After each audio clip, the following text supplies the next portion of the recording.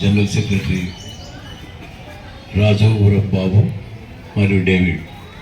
గత కొన్ని సంవత్సరాలుగా నేను చూస్తున్నాను,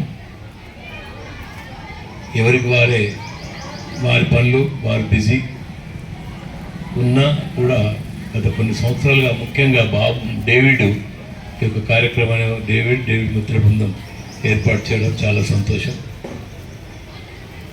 ఈ యొక్క కార్యక్రమానికి చేసిన మన welfare association advisory committee chairman Ratna Rao గారు, అబ్దుల్ బాషా గారు, వెంకటేశ్వరరావు గారు, అలాగే చెన్నకేశవ్ గారు, దాంతోపాటు మన ఆలయ కమిటీ చైర్మన్ మూర్తి గారు, మా యొక్క అసోసియేషన్ వైస్ ప్రెసిడెంట్ నాగేశ్వరరావు గారు, జనరల్ సెక్రటరీ బాబు గారు, ట్రెజరర్ నరేష్, వెంకటేష్ యాదవ్, లక్ష్మీనారాయణ, భిక్షపతి గౌడ్, మిగతా వెంకటేశ్వర రెడ్డి గారు, కాలి పెద్దలందరికీ పేరు పేరున అందరికీ నమస్కారాలు తెలియజేసుకుంటాం.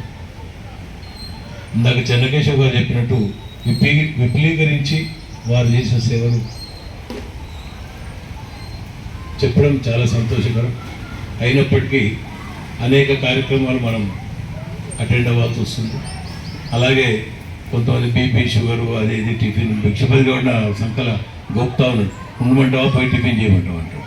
అప్పటి నుంచి కూర్చున్నప్పటి నుంచి అట్లా మనం అనుకుంటుంటే అన్యత భావించద్దు.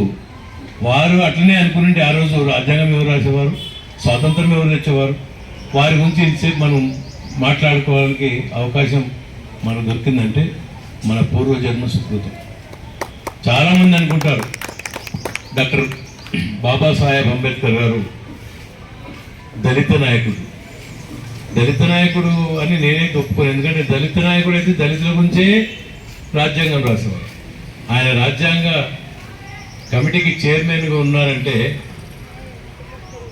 భారతదేశానికి ఏ దేశం కూడా లేనటువంటి రాజ్యాంగం, అందరూ గర్వపడేటటువంటి రాజ్యాంగం వారు రాసింది. కాబట్టి ఈ ఏప్రిల్ నెలలో ఎందుకో నేను అనుకుంటాను చాలాసార్లు, ఏప్రిల్ 4వ తారీఖు నుంచి బాబు జగజీవన్ రామ్ గారు, ఆయన ఫైటర్, దళితుల హక్కుల గురించి కాదు, భారతదేశ జనాభా హక్కుల గురించి కొట్లాడినది బాబు జగజీవన్ రామ్ గారు.